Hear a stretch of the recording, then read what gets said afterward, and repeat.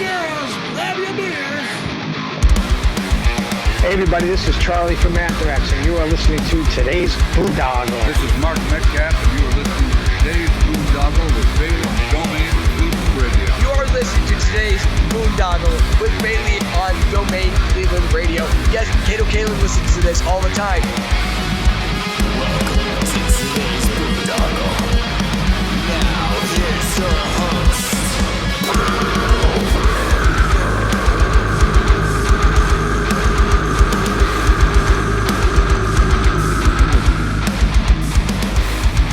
I am Monty Heath, so one Heath, and you are listening to today's Boondoggle. Hey, what's up? It's John from Skillet, and you are listening to today's Boondoggle on Domain Cleveland Radio. Fasten your seatbelts.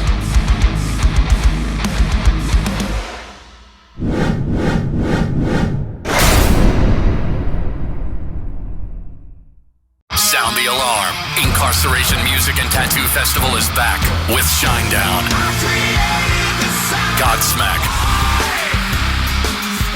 Breaking Benjamin, Hailstorm, The Offspring, Chevelle, Bad Omens, Chimera, and so many more. Report to historic Ohio State Reformatory this July 19th through 21st. 3 days of non-stop rock, tattoos, blood prison, haunted house, and more. Passes on sale now at incarceration.com. What's going on, everybody? It's Bill Bailey with today's Boondoggle. And real quick housekeeping note, if you are watching us on YouTube or BitChute or Rumble or Odyssey, please hit that follow and subscribe button. And if you're listening to us on Apple, Google, Spotify, whatever podcast platform you utilize, please hit that follow and subscribe button so we can continue to bring you conversations like the one I'm bringing you today. I am catching up with Mr. Kevin Palmer of the band Trust Company. What's going on, Kevin? How you doing? I'm doing very well, man. Thank you. Thank you for having me. How are you doing? I'm doing good. I'm doing good, man. It's keeping busy and trying to get these interviews in, man, to promote the big festival coming up here next week, Inkcarceration Festival. But usually when I have people on for the first time, I like to get a quick background. So do you remember originally what you wanted to be when you grew up? From the time I was about 13, from the time that I was about 13 and I first started thinking about a band, that's really all I ever wanted to be. I will say that when I was like in elementary school, I took karate for a while and I was like, I'm going to be a karate teacher. And then I'm going to be like the karate man. But as soon as I got a guitar in my hands, that all basically, that ended. And from the time I was about 13, all through high school, it's all I ever thought about. It's all I ever wanted. And it was like, it actually kind of made it easy for me because I didn't really have to think too much about like going to college and stuff. I knew that I wanted to get out of high school and just get a job that allowed me to play shows on the weekend. That's all I ever really wanted to do. Nice. Yeah. And then what was it about like your earliest discoveries of music? Like who was it that kind of caught your eye and planted that fire? Yeah, well, so there wasn't really any music in my house when I was really young. My mom sang in the choir, so I had a lot of church music in my house, but I didn't have any, I never heard the radio until I was about 8 years old, it was in the 80s, and we got cable TV for the first time, and then I saw MTV, and that kind of changed the game for me. So when I was young, it was, everything MTV was playing back in the 80s. It was like, it was like Van Halen and the Police and Tom Petty and, it was that stuff. But then as I got into high school, I discovered like Guns N' Roses and Skid Row, and that's really what changed it for me. Those are the bands that, really made me want to like be in a band. Skid Row dominated my high school. I wanted to be in Skid Row. I loved it so much.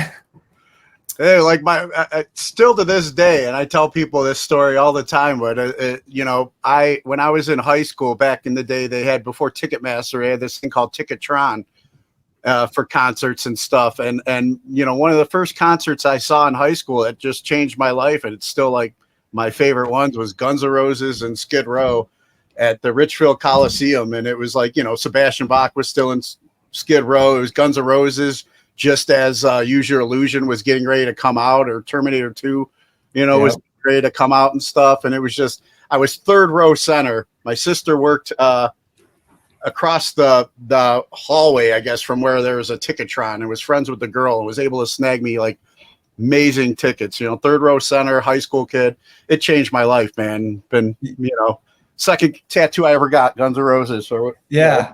Dude, it was a game changer. I actually went to that. They came through our town. They came through the Skid Row Guns N' Roses tour. Came through.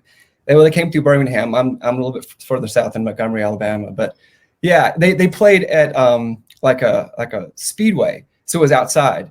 And I mean, it was a sea of people like I had never seen before in my life. And similar to you, like that show, because we didn't get many shows coming through Alabama, especially not in Montgomery. So like, you know, I mean, it was the most people I've ever seen in my entire life. And I can remember like, I can remember watching like the show and all the bands, they'd come out, you know, and it was just, I remember looking up there and being like, how do I get to that side of the stage? You know, it just seemed so far away, you know, but yeah, those shows, that show in particular, like really stayed with me. It was amazing. Yeah, and then, you know, and that's what I wanted to ask too. Like, I mean, growing up in Montgomery, Alabama, what was it like when you started playing guitar and you knew you wanted to get to that place? But was there like a local scene or anything, you know, going on growing up? Yeah, we had. Well, when I was in high school, I had a high school band, and there was a few people that played, but not a whole lot. But when I got in my 20s, we had a very strong local scene. And a matter of fact, our local scene was so strong that like I consider myself as influenced by some of the local bands that we played with that were like a little bit older than us, as much as some of the huge bands that I grew up listening to. Like the scene was strong, and it was right around like our Montgomery Tri-County area, and all the bands got along. It was just really great. We shared a band room with. There was a band called Last Transgression that was just like so much heavier than us, but they were like awesome. We shared a band room with them, so there was a lot of support back in those. This is in the 90s now, when I was like 20, 21, 22. Yeah, the local scene was really good. Now, what we didn't get was a lot of shows. That was the hard thing. We had to drive to Atlanta. Driving to Atlanta was, you know, if you wanted to see a show, you basically had to go to Atlanta. So we didn't get local shows, but Atlanta's, you know, 3 hours away, not that bad. But yeah, we had a pretty good local scene. And I really credit that scene to, you know, helping develop me and our band, and it pushed us and made us better. I consider those literally some of the best times of my entire life. Those days coming up in the local bands. We'd play, you know, we all worked full-time jobs, and we practiced 3 nights a week, and we played shows on the weekends. And we would play shows just about every weekend as far as we could drive and get back to practice. So the job I had at the time, I got off at 11 a.m. on Friday. And the reason I worked that job is just so that I could have that 11 a.m. get off at 11 o'clock on Friday afternoon, so that we had time to get in the van and drive. And we would drive as far as, we would go down to Tampa and Orlando. We even went to Texas a few times, as far as we could go to Montgomery and get back on Sunday to be at work on Monday morning. So it was a lot of hustling, but it was one of the greatest times of my life.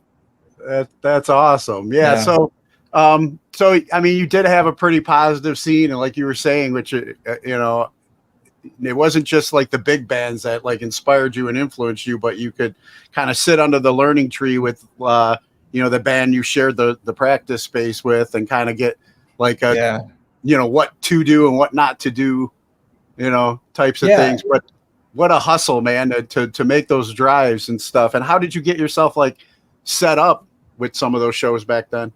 Yeah, it was, and this is what was so great about having the local scene back then, is that you would get a show, or you would meet a band and you would trade shows. So like we didn't have any real places to play in Montgomery, but what we would do is we would rent out this place. There's a place right north of Montgomery. It was this big place called the Doster Center. So we would rent it out and we put on our own shows. So we'd go to Florida, we'd have friends in Florida, bands, and you know, they would bring us down to Florida to play, and then we would bring them back to Montgomery to play this place that we rented out.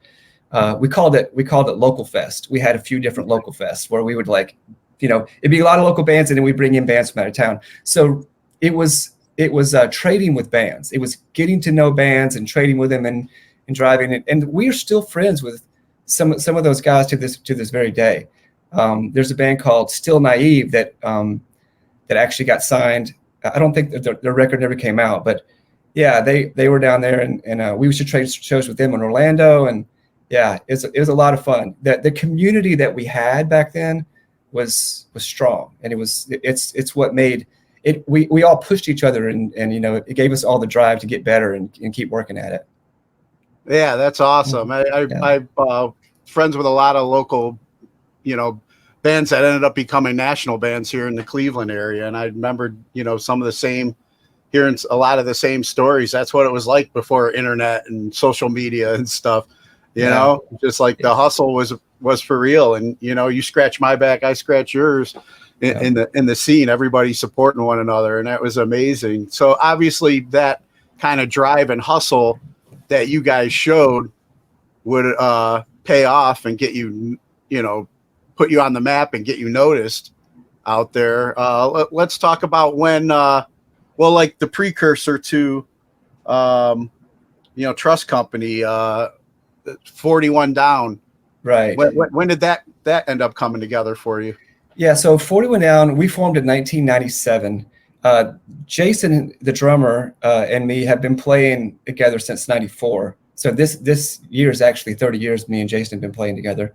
But we played in some other bands, but we formed 41 Down, which eventually became Trust Company, in 1997. And Josh came on in 1997 also, bass player. Yeah, and so yeah, we played and played and played. And James, I'll tell you how this worked. So we actually got a showcase for a label, and I'm trying to remember what label it was. I can't remember. I think it was Artemis Records. And they came to Atlanta to watch us play. We were just a three-piece. From 97 to 99, we were just a three-piece band. And we played this showcase in Atlanta at a place called the Masquerade.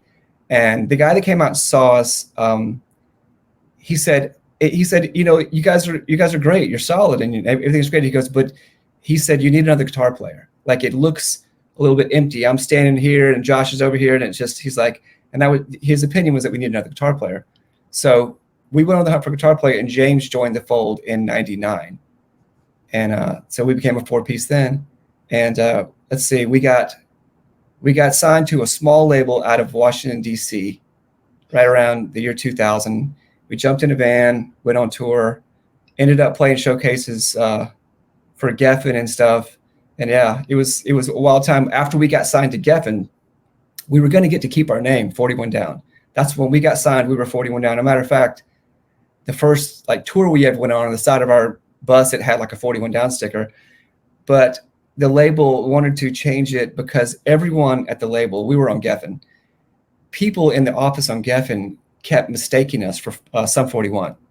So they would say, like, the new band we just signed, the Sum 41 band, what's the Sum 41 band? And they couldn't remember 41 Down because they were so familiar with Sum 41. So, the label's like, we don't want you guys to get confused with Sum 41 constantly and have this Sum 41 comparison thing. So we went on the hunt for a name, and I don't even remember exactly how Trust Company came, but that's what we landed on. And so we've been that since 2002.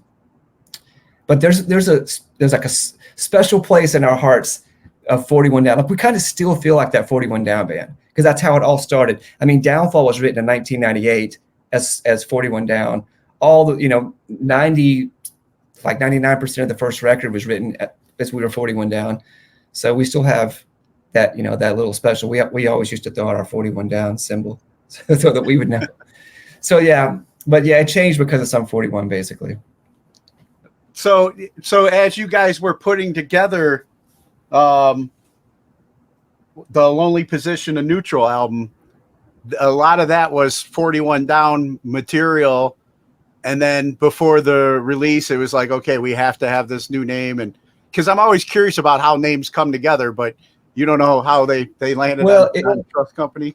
It was such a crazy, everyone was throwing out names, everyone, because there was a push that the record was done.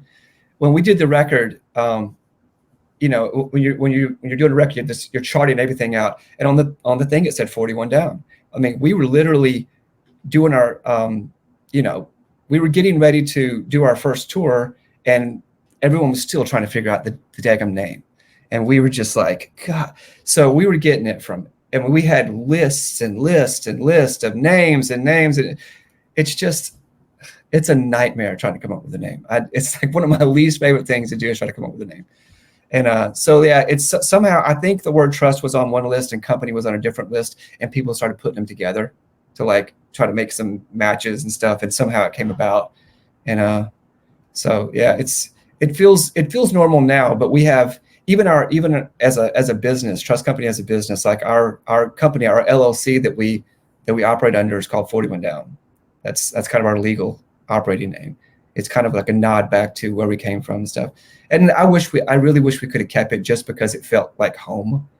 But we've been trust company now for 20 something years. So yeah. I mean, I didn't know any, you know, a lot of the backstory, and I just known it, you know, as trust company. But what was the inspiration for 41 Down? Okay. So the 41 Down came from, it's a funny thing because it's so hard to come up with band names that everybody can agree on. You know, like you might have one or two people that like, I like this name or I like that name, but trying to get everyone to agree on a band name is so hard, man. And so we had been practicing, we had written some songs, and we had our first show, and we didn't have a name yet. And so kind of the same thing, we were up against a wall.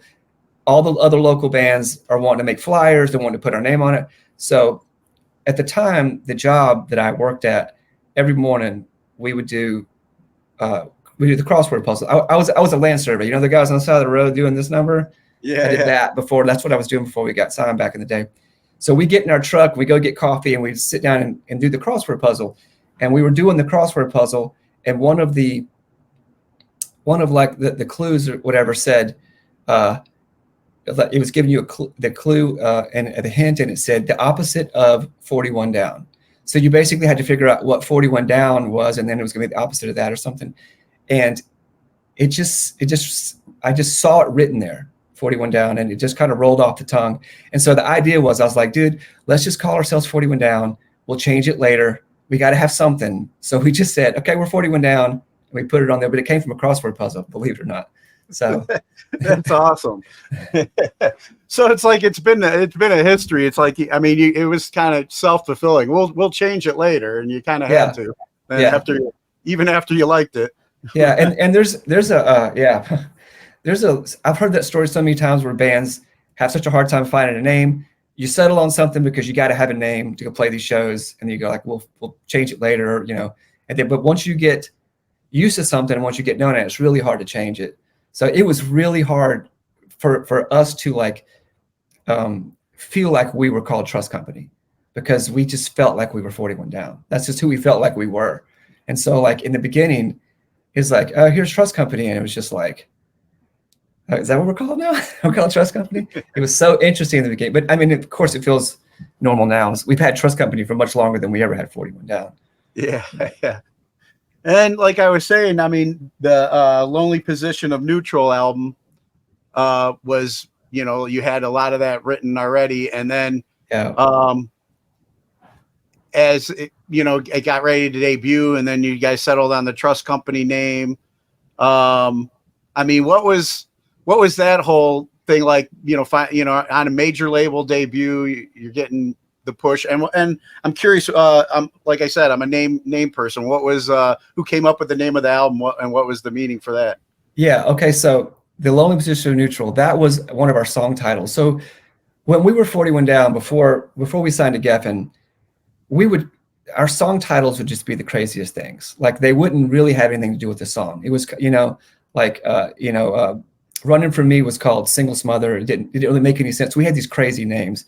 And we were kind of like, I don't want to say like, that's what people in our hometown just expected from us, you know? And so the Lonely Position Neutral was actually the name. We have a song on the first record called Drop to Zero. That song back when we were 41 Down was called The Lonely Position of Neutral.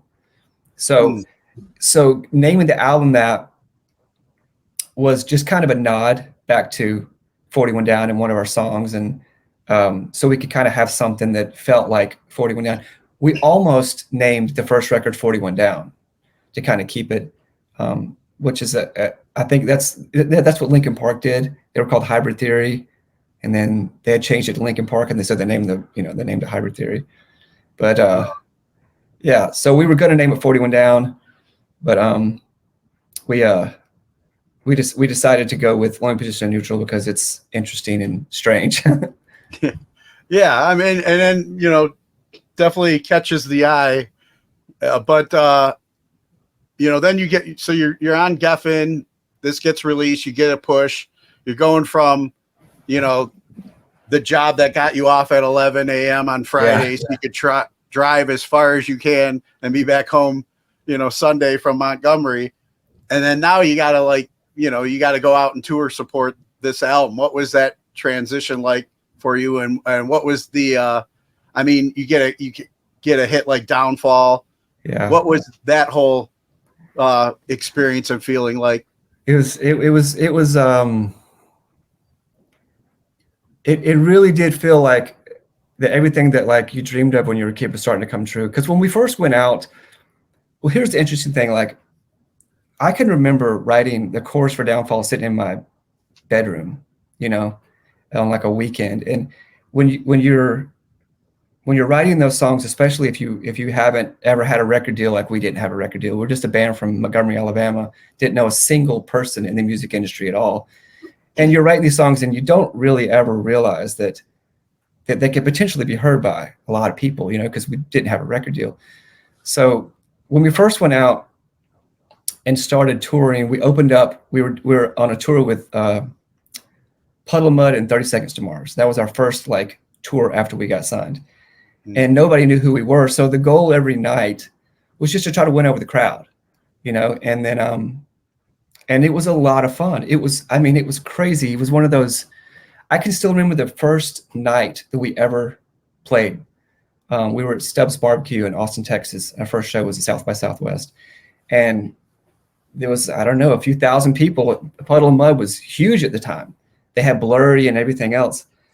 And I remember standing on the side of the stage and seeing all the people. And I was like, are we about to walk out here? Like, is this really about to happen? It was such something that you dream about your entire life. And it was a great experience. It was like dream come true, life-changing experience. But so we kept touring. Really where things changed was when we did Warped Tour. And while we were on Warped Tour, Downfall started to take off at radio. So we went from playing these shows and literally nobody knew who we were at all. And you're just trying to win the crowd over and everyone's just kind of looking at you like, who's these guys? And then all of a sudden we played in a city, and I don't remember what city it was, and people started singing Downfall back. That's something that you dream of when you're a kid, somebody singing your song back to you. And then as we went through Warped Tour, it all of a sudden became where the cities we went to, Downfall was starting to take it radio. And so we watched it happen live. From starting Warped Tour, nobody knows who you are. You're just trying to win them over. So by the time we finished Warped Tour, Downfall was doing really well at radio. And people were singing it back to us. And it was just like an amazing feeling. I'm feeling truly blessed that everything that you dream about when you're a kid was starting to happen. And it was that Warped Tour was a unique experience because of that. And then after that, go ahead. I was going to say, so it was going back to Guns N' Roses Skid Row at the Speedway. How am I going to get there? Yeah. How am I going to get over there? And then now you're you're there. Yeah. Yeah. I had a few of those moments where it was just truly can't believe it's happening, because like I said, we're from Alabama.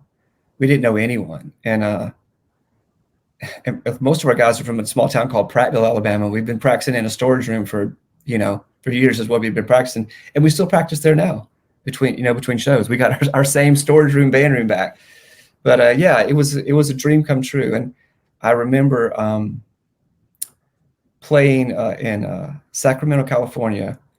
We were opening up for Korn, and they had, I guess they had general admission tickets, and then they had floor tickets and general admission, and you couldn't get down on the floor without unless you had paid to be on the floor.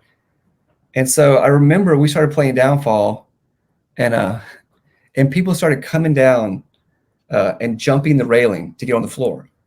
And I remember during the breakdown, it was like ding, ding, ding, ding, ding, ding, ding. And I saw people coming down. They looked like ants coming down. They'd like just bypass security and jump down. And I remember thinking to myself, don't ever forget this moment, dude. You know, like this is, you know, this is special. And then by the time we were done, the whole floor was full. So yeah, it's been quite the ride from a bunch of kids from Alabama. Yeah, that's incredible. And then you know, so you know, you're on Warped Tour. Downfall is like you're giving you experiences like the one you just shared. I believe you guys did Ozzfest as well back in the day. No, we actually didn't do Ozzfest. We were supposed to do Ozzfest, and we were on the billing and part of the promotion and all that stuff. But yeah, the label. I still remember getting the phone call. We were on tour, and we got a phone call from our manager who said that the label does not want you to do Ozzfest. They want you to go in and make your second record. And yeah, the second single just didn't do as well. You know, that's the other part of the music business. There's the dream come true. Then there's the like, oh, it's not doing as well as the label, you know, as the label wants. So yeah, we were excited to do Ozzfest, and I hate that we didn't get to do it because we were excited about that for sure. But we came off the road and kind of went into like writing mode and did the second record instead of Ozzfest. So yeah, so then you know, then you guys start writing the second record. I mean, you had Downfall, you had Falling Apart. There was a time too, and hopefully I'm right with my information because I'm a big WWE wrestling fan. Yeah. But I believe you guys had a track on their old reality show, Tough Enough. Yeah. And how did that come together for you guys? Well, that was really and they used it for like they used a couple of our songs for pay-per-views too. Downfall and Falling Apart and Even Stronger. You know, that was our publishing company, EMI, like just submitted us for that. And we got it. And then I think it did well enough the first time around to where they used us a couple times more. And that was so crazy because it opened us up to a whole new set of like, it introduced us to a whole new set of people that had never heard of us before. And to this day, you know, people will write me that discovered us from WWE. And it's, and I've even had a couple of, not like, but I've had a couple of wrestlers write too.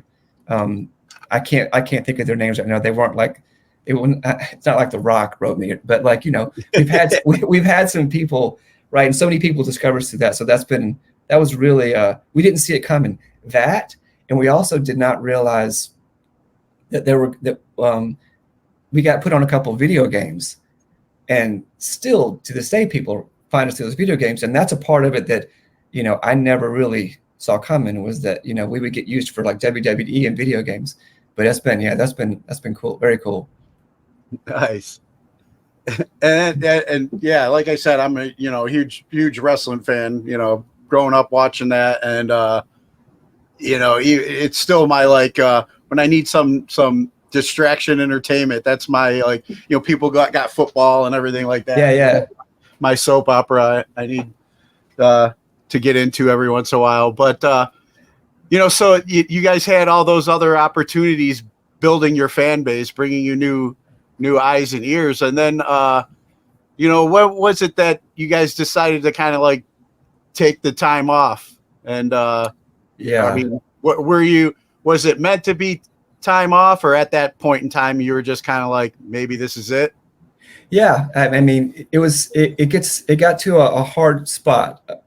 We took a little bit of time off right after the second record, after that, the promotion for that was over with. And then we got back together. We never really broke up. We never said, hey, we're breaking up. Like, we just, you know, took some time off. And then we went back out and started touring again. And we toured all through 2008, 2009, 2010. The last tour we did, I think, was in 2011 with Drowning Pool and a band called The New Revolution. It's awesome. But at the end of that tour, you know, it was a struggle. It was a struggle, like keeping our heads above water. You know, like it wasn't what it once was. We were, you know, the places weren't, when we would do headlining shows, places weren't as packed as they were. And and we're sitting here hustling. And really it came down to our age, where, you know, we were getting real close to 40 years old. And I remember on that last tour, James knew he was going to be a father for the first time. And we all started to kind of like, okay, you know, what are we doing? Are we going to keep pushing this, or are we going to go back? My wife and I had talked a lot about starting a family. And so we just kind of had this tough conversation, said, maybe it's time to like, you know, put the brakes on and go start a family and just, you know, it wasn't what any of us really wanted, but it just felt like that's what was happening, you know? And so we did it. We're real lucky as far as we all stayed friends. Like they're all the original members. Now, Josh wasn't with us for a while, but he's always been one of our great friends. And but right now we're this original lineup, and we've all stayed friends, and we haven't had any major like meltdowns or blowouts or anything like that. And it all kind of came back around by accident. These festivals started up, and I got a couple of emails asking if we'd be interested in playing on a couple of these things, because it had been 20 years. Like the cycle's coming around at 20 years. And so, you know, we just got on a phone call one day and just said, hey, do we want to get back out here and do this again? Because it wasn't, like I said, the reason we weren't doing it wasn't because we weren't all friends and get along. It was just simply because that's how life, you know, that's how life was at the time. We were struggling to make it work. So, I want to say just, I mean, you know, getting older and starting families and stuff, but how much, you know, the changes in the way the industry was as well was probably, you know, affecting that too, you know, for artists. I mean, before it was the hustle and that's how you got out there and you got paid, you know, and then now that everything's gone kind of digital and streaming, trying to stay, you know, trying to figure that world out has been new for us, because when we stopped, it's been a whole new world. And, you know, back in the day when we were hustling, you know, like everyone was just single. We're all just single dudes, you know, like when we went out in a van, like we were playing for gas money and like popcorn, like whatever we could get, you know, it was just about playing. But, you know, at this point, we'd all had gotten married. We were talking about, you know, we all had homes and had talked about starting a family. So it was much harder. You know, it was a bigger decision because now we had families involved but I tell you what, like kind of getting back out there and doing it and having fun again has been just amazing for us.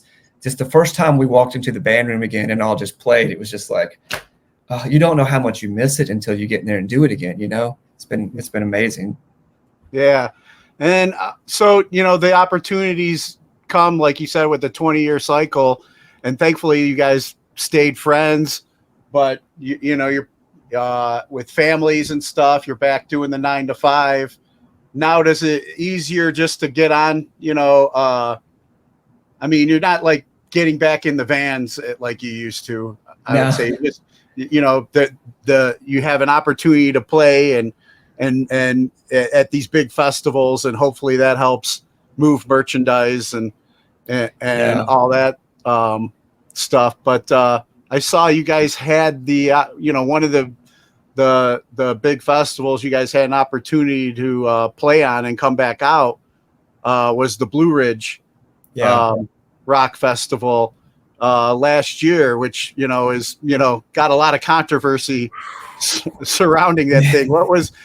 How I mean, how much of a rush was it to get to play a festival again? But at the same time, like, what was that dealing with that situation? Yeah, like?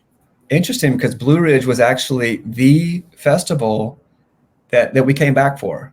That was the first one. Like, you know, we had gotten a call and said, would you guys be willing to do this? You know, Blue Ridge has inquired if you guys, you know, and so yeah, it was crazy. We actually played on the one day that basically didn't have any problems, didn't have anything nothing really went wrong on our day. You know, they'd had a storm the night before. I remember we got there. I'm trying to remember if we played I think we played on Friday. But we got there and they had a storm the night before and it had blown catering all the way. Like, catering was gone, you know. So there was a bit of a scramble when we got there, you know, for catering. And it was hot, and people, it felt like people were kind of scrambling and running around, but our day went, I think like I said, we had the only day where everybody played.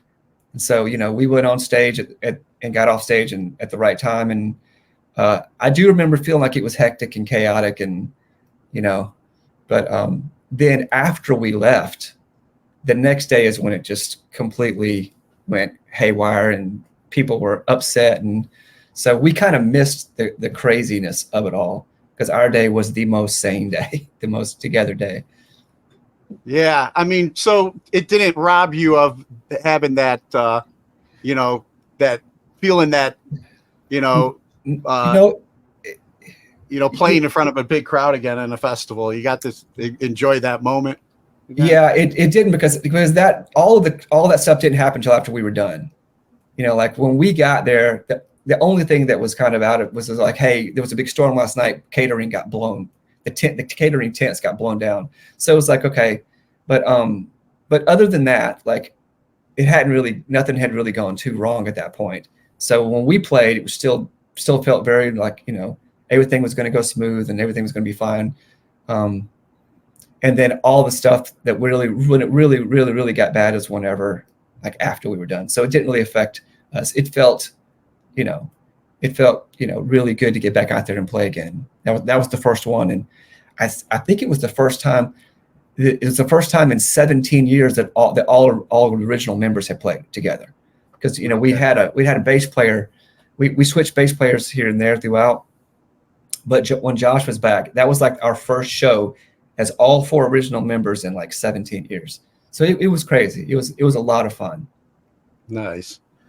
And then, so you guys get to, manage to get through that whole thing. And then, I mean, what was the feel like with the band and the guys? Like, I mean, y'all all travel out there together. And then what was like the conversation like going back? Like, wow, man, when's the next one? Yeah, that was basically it.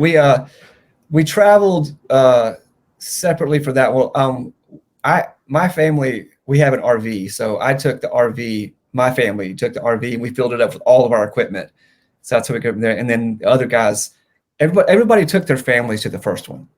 Yeah. So everyone kind of rode separately, because, I mean, our kids had never seen us play before, ever. It was the craziest thing, standing on stage and looking to the side and seeing my son like looking over at me. And he's heard these stories about dad. Dad used to play on stages and used to, be in a band, and he's seen the downfall videos and stuff like that, but he'd never actually seen me stand up there and play guitar. And so it was cool. So all our families came to the first one, Blue Ridge, and our kids got to see us play for the first time. But we drove separately for that one. But now we take 2 vehicles now. We take the RV, fill it up full of equipment. And then we have and Josh has like a van, pretty long van, and everybody else just piles into that van. So we had 2 vehicles and we just caravan. And then from what I understand, the van with all the other guys is pretty crazy. They're like, dude, you got to ride with us one time, in the van. But yeah, after Blue Ridge, there was a lot of those conversations that were just like, wow, man, wow. I forgot, like I said, you don't realize how much you miss something until you go out there and do it again. It was just like, it was so good for like our souls just to get out there and play together again, after so many years. It was a lot of fun. Yeah. And like, as we were talking a little bit before we went on too, it's like, I remember hearing, your guys' name thrown around last year at Inkcarceration. And, what's, you haven't, will this be your first time playing like, something under the Danny Wimmer Presents umbrella? No, we did Welcome to Rockville under Danny Wimmer, and that was awesome. Yeah. That was a lot of fun. They what was that experience like? Yeah, it was awesome. It was just really, really good. It was, no catering getting blown away. The catering didn't blow away. No, it was. They usually got really good catering at Danny Wimmer too. I mean, like the Danny Wimmer stuff is like flawless, dude. It's just like everything is like. Whew. I mean, it's an incredible experience. It really is. Yeah, I'm a huge fan of his festivals. I'm pretty lucky, fortunate fella here in Ohio getting like 2, here within driving distance. Yeah. At Sonic Temple, and when it used to be Rock on the Range, and Oh yeah. Inkcarceration. My friend Dan Jansen originally started it, and it's always been a good time. But since the partnership, it's definitely like, taking it up quite a few levels. And it's a good time, man. I don't know if you're a fan of Shawshank Redemption movie and stuff like that, but yes, I am. You're going to be playing right there where they filmed a majority of it. You have to definitely check out the prison and everything. Yeah, I hear that they kind of, and I hear they might give tours. Is that something they do? Oh, like, yeah. Yeah. See, I can't. I love Shawshank Redemption, and I was just like, wait a minute, we're gonna be playing, where they filmed parts of Shawshank. That's amazing, dude. We are like so excited for this one. That's so cool, tattoos and rock and roll. I mean, yeah. It's a definitely quite an experience. I've done overnights there with some friends of mine, like paranormal overnight. Yeah, it's got some history there, and then done the regular Shawshank tours before, on weekends where there's not as much going on, right. But if you get it, if this is your only shot and your chance, I would talk to some of the Danny Wimmer people. I'm sure they'll be able to get you guys through there, man. It's definitely a good time. But what was what's going on, other than you guys playing Inkcarceration? Is Trust Company kind of like, where are you guys at with like touring and stuff? I know we talked about the families, you got the experience, playing in front of your son and everything. Is there possibilities of more tours, or you're just going to kind of stick with these big major events for right now? Well, I don't think that we're going to be able to tour, at least at this point, because everyone has, their jobs and their families and stuff. But I will say, like, we played a club show in Destin, Florida, at a place called Club LA that was awesome. And we want to play, like, we're playing, the festivals are amazing. Like, it's amazing. But we also want to play other places too, like clubs and stuff. So the goal right now is to play as much as we can, plus as much as we can make work in different places, and try to get out there. And I think we could do some short runs, but we couldn't do like full. Back in the day, we did like a 6-week run backed up by another 6-week run. It was just like, it was crazy. But I think we could do some short runs, and we're excited to play, and we're also excited to write. That's like what the focus is starting to turn to now. Like, let's start writing some stuff and put something out, because it's so crazy. Like, you get back in a band room, like we have a show coming up. So we're like, we're going to get in the band room. We're going to start rehearsing. And it's just nearly impossible to get into a band room and start rehearsing without somebody starting to write something, like, it's like we get sidetracked. We're in there and somebody has a riff and we start playing it. And we're all like, okay. So being in the band room for so long, all these ideas have started to kind of come out. So that's something that we're looking forward to kind of focusing on. I don't know exactly what that's going to look like, but I know that moving forward, like after Inkcarceration Fest, we're going to really start focusing on writing a lot, and then we have some stuff for next year already lined up that we're going to do. And so yeah, I can't promise any like full length tours, but maybe some short runs, and as much as we can do and make work, we're excited to get back out for sure. Yeah, well, I think Cleveland used to show you guys quite a bit of love, so hopefully, for sure, make a trip here at some point. Yeah, dude. Yeah, for sure, dude. Love it there. I'm looking forward to getting back. What was speaking of Cleveland, going back in the day, what would do you have any fond Cleveland memories you could share? I have memories of playing Peabody's, right? Yeah. I'm trying to think. I'm so bad. Like, if there were other guys in the band, they could tell you every single place that we were. And, like, their details that those guys can remember. And I'm so bad with the details. Like, I remember the places, but don't remember where we were. You know. Well, so Peabody's was definitely one of the spots that. Yeah. back And in I the remember day. being there, but I have trouble taking my memories and attaching them to the exact location. I'm like, where were we when this happened? And where were we when that happened? And our tour manager from back in the day, he can remember every single thing, where we were, every single, thing. And I'm just bad at it. Yeah, So, well, that's why you yeah. got tour managers, right? Yeah, that's right. Yeah, it can get confusing. They wake up. We used to have a thing on our bus. This is terrible, but it's just the truth.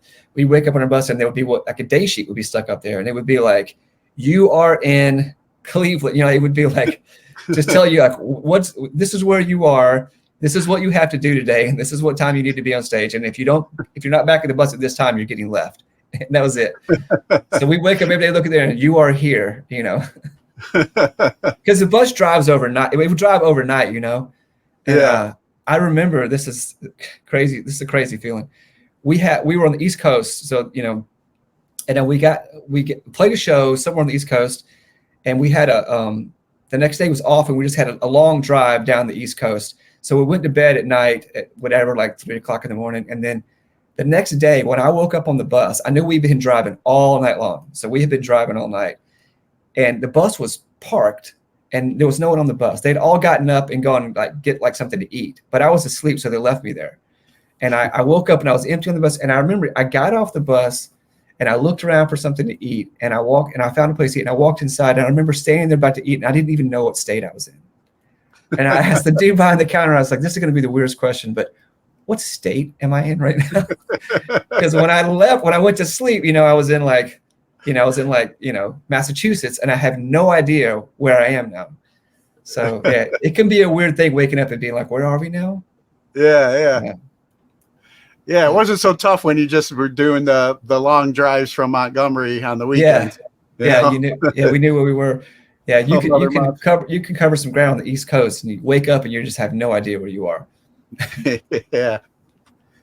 Awesome. Well, what do you say? What would you say some of the goals that you guys have then, for Trust Company going forward after incarceration? Yeah.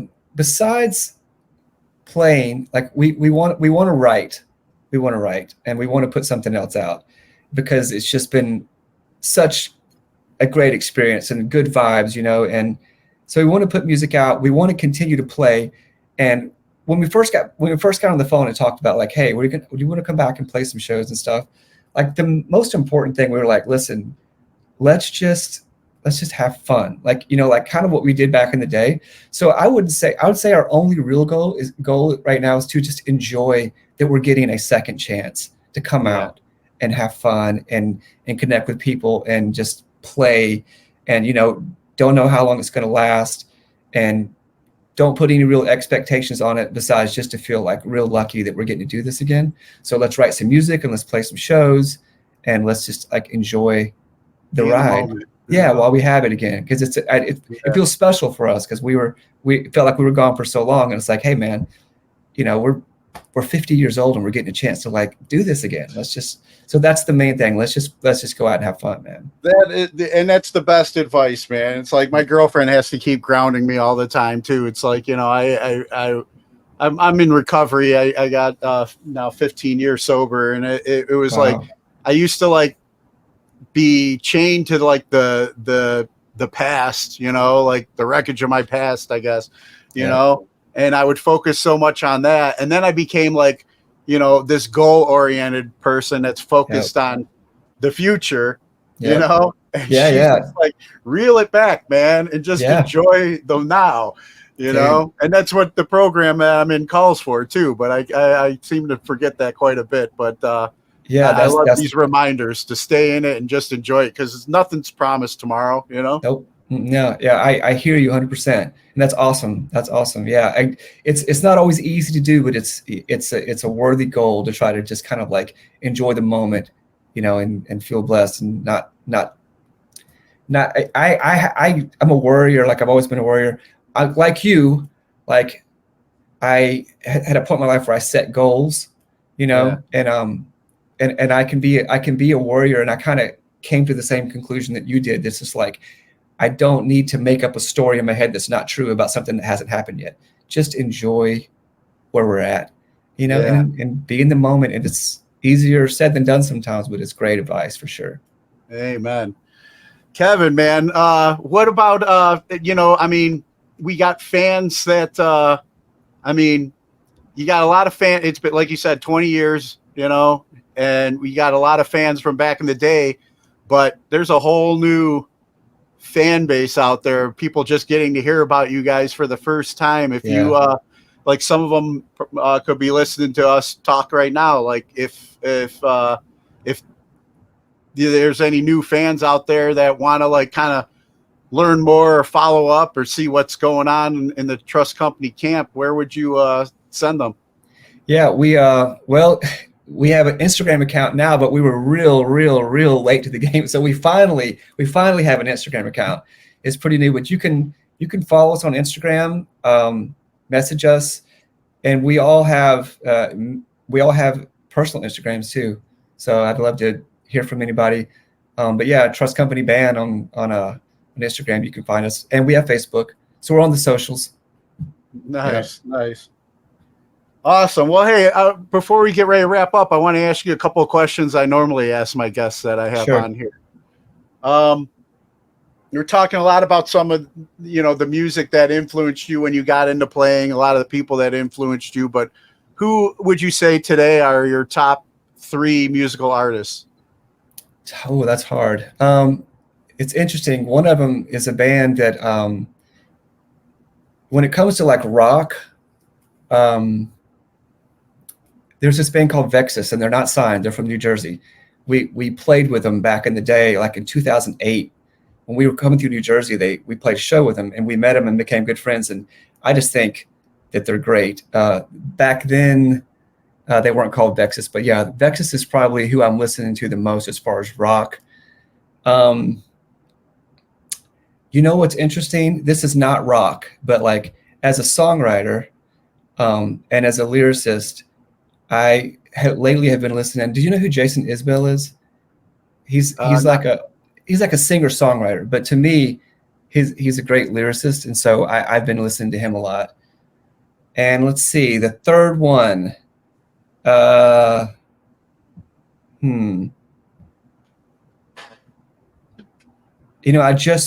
just played. If I could take it back, what I just played recently was The Police from back in the 80s. Oh, nice. Yeah, so that's what I've been listening to. Yeah, that's what I've been listening to recently, like within the last 48 hours. So that's it. And then what do you with having kids today, being a father, what class do you feel should be mandatory before graduating high school today? Like an actual class in school before graduating, our kiddo is homeschooled. I can tell you with him, like the one thing that we talk about with him more than anything, he makes good grades and he's an excellent kid, but more than anything, what we talk about with him is, you could make bad grades and all the other stuff, but the most important thing is how he treats people. Because in life, there's this, we've all heard this saying before, but like people aren't going to remember what you said to them. Have you ever heard this quote? They're not going to remember what you said to them. They're going to remember how you made them feel. Yeah. And as someone who has gone through my share of mental issues, I'm a feeling person. And so I would say the most important thing is, is we talk to him about how he treats people, because it's so important. And all the grades and stuff, I wanted to make good grades, but I could care less about that. I care more about who he is and how he's treating people. Yeah, that's amazing. I've had quite a few, I think Elias from Nonpoint was one. I'm trying to remember who the other person was I've had on here that they do the same thing, man. They're homeschooling their kids. It's just, things are kind of, things are kind of goofy out there in the world today. But, if you really want to teach the important things, like you said, just what kind of person you're raising, character, that's got to be something. Obviously it starts with us at home, you know, in our example and stuff. Yeah, but, more is caught than taught, for sure.